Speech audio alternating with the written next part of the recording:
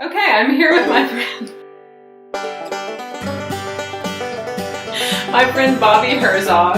Hello. She is the epitome of a life giver. I'm gonna try to make you cry.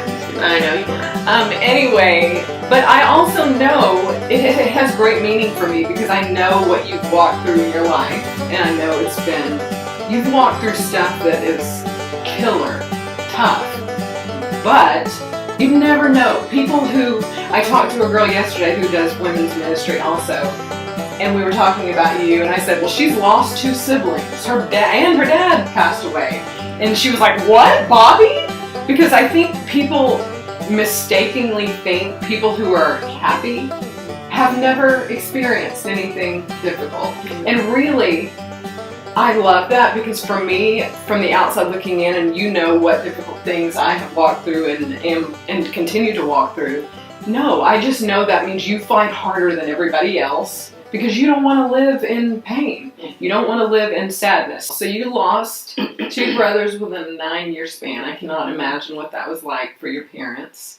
One of them was in a tragic accident, and the other one passed away from AIDS. What year was that? It was 88. Okay. Probably. And that was a huge transformational thing for your family. Yeah. Because that would be tough for anybody to walk through. But it kind of changed the landscape for their relationship, too, in a good way, right? That was beautiful. Okay. Yeah, I mean, and for me, you were saying earlier, people think that people that are happy haven't suffered loss, but honestly, for me, it's been the opposite. Yeah. Which probably sounds strange to some, Mm-hmm. but God gives you the tools you need, right? We had Jeff's little daughter to remind us of him, and that was beautiful.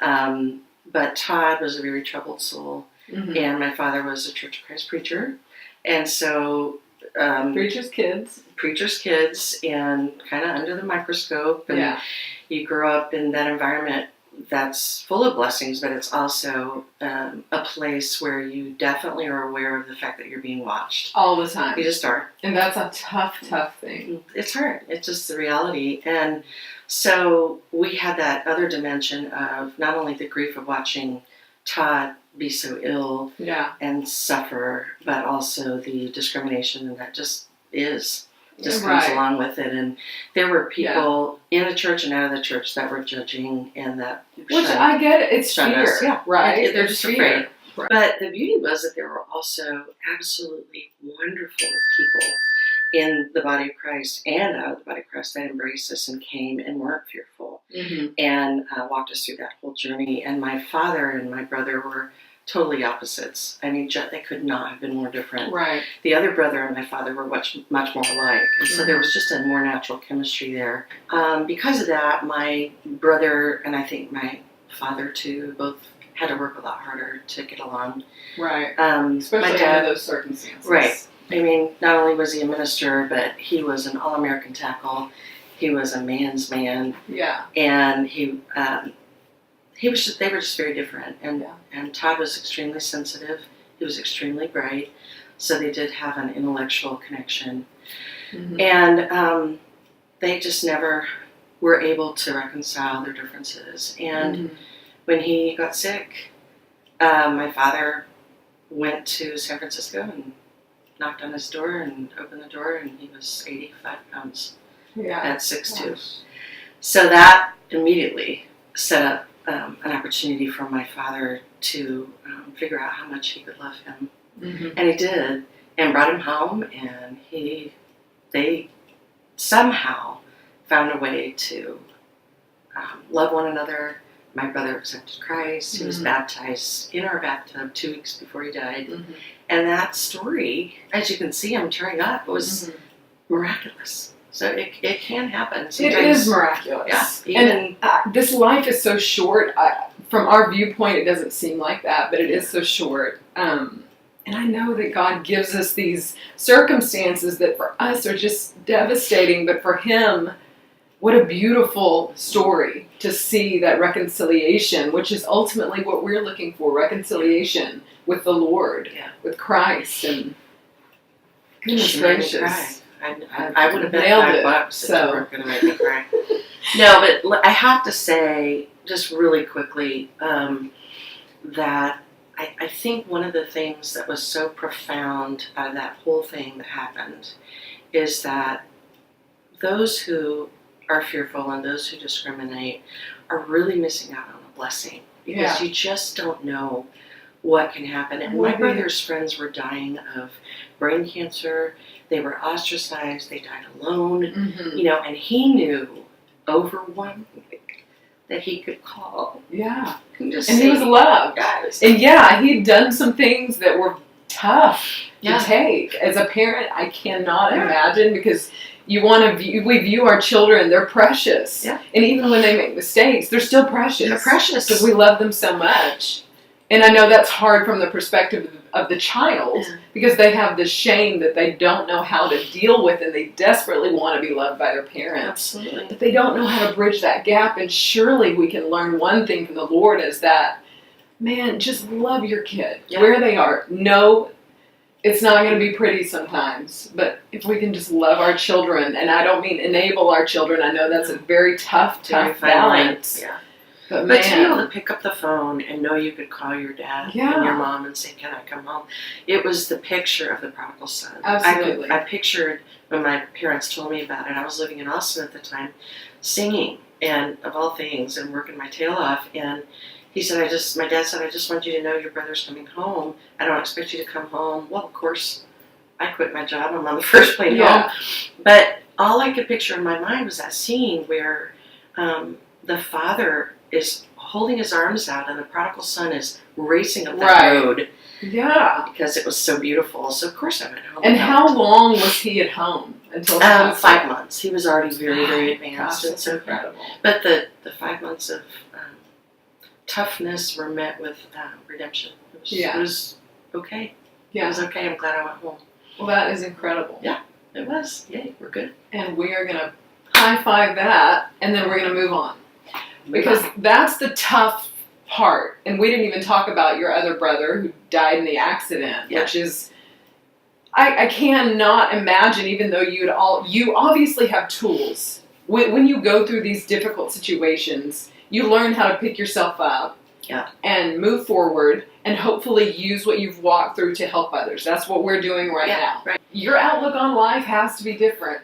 So tell us about that. Tell us about it. Well, first of all, it takes years. It doesn't take days. It doesn't take weeks. And when you get to my age and you're in your 50s, you begin to realize that you're not necessarily going to judge a situation or a scenario or how far you've come or progressed by a day or by a week or by a month.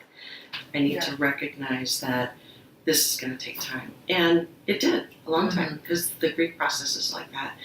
Anyway, I don't think it ever ends. Yeah, it never really goes away. As you can see, the tears. Yeah. I mean, my oldest brother's been gone, I was 32, over 20 years. Mm-hmm. So it still comes back. But ultimately, and for the most part, you realize how to live by just taking the lessons that you learn. Honestly, for me, it was the lessons I learned after multiple loss. Mm-hmm. Not just, there's lots of different types of loss. Mm-hmm.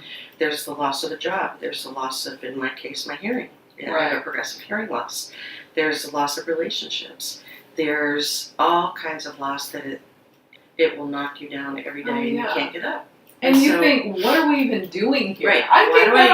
And then you're like, Allison, the Lord put you here for a purpose. Right. And that's what you have to do, is figure out your purpose. And so for me, it was coming to grips with the fact that I had fantastic parents who loved me unconditionally, regardless of my sins and my problems.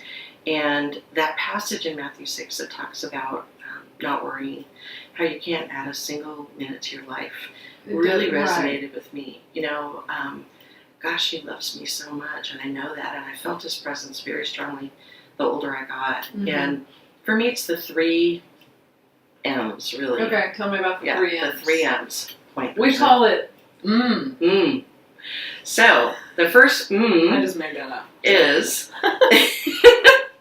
the first M is meditate. And for a lot of people that means prayer. For most of us it means prayer, but it can be both. Like, you can do yoga. Prayer works while you're meditating. Right. Even though they're different, they're also, easily intertwined. And so I Absolutely. spend as much time as possible in the mornings praying and reading some of the passages that are meaningful to me, and get myself centered so that I can start this pretentious day, because that's what they really are. Once you get up and you put your makeup on and you have a conversation, you are, even though you don't mean it that way, Absolutely. you are definitely, you've got a mask on. And that's why I go before God, before coffee, and before makeup, and before conversations, because it's your least pretentious self in the wee hours of the morning. That's great. And so for me, I think he wants you to shower. Maybe. I'm telling you, he's not getting that He from doesn't me. care. No. Every once in a while, maybe, but most of the time I just wake up, bad breath and all, and say, here I am, Yeah, Lord. absolutely. And the second M is to move. Those neural pathways, I don't look like a size 4. I'm not a size 4. I don't care. But I move every day. I hike every day with my dog. I do something. They're called curves, Bobbie. Yes, curvy. I do something to make my brain Yeah, me too. stimulate I have and to. just think normally instead of dwelling on all that stuff that Satan's trying to put in there. And it never fails. I might not feel fantastic when I get back, but as the day wears on, I can tell the difference. So I make that a priority. Absolutely. And the third M is motivate. And you just motivate yourself. You motivate somebody else. My father had a phrase that I've never forgotten. He was a good-natured individual, and I would go to him sometimes and say, Dad, I'm having a rough day. And he'd say, well, BJ, he'd just give me that look, and I knew it was coming. He said, make yourself productive and a blessing to others, and you will be happy. And it has never failed to be true. I love that. Yeah, be grateful to both my parents, but probably especially my dad, because they both lived it, but Dad just had a good-natured way about him that made you want to be around him. And when you really think deeply about where your loved ones are, and even where the emotional pain of all the loss you've experienced, no matter what it is, where is that? Well, it's really up to you. You put it where you want it to be. Our loved ones are in heaven, hopefully. We know that they're there waiting for us with Jesus at his feet, with no sorrow or pain or sadness. So if you can look at it that way, even if the pain has been so severe, it's like there's a whole new dimension waiting for us at some point. Right. And how can we bring joy and love and laughter to others, which in turn makes us happy?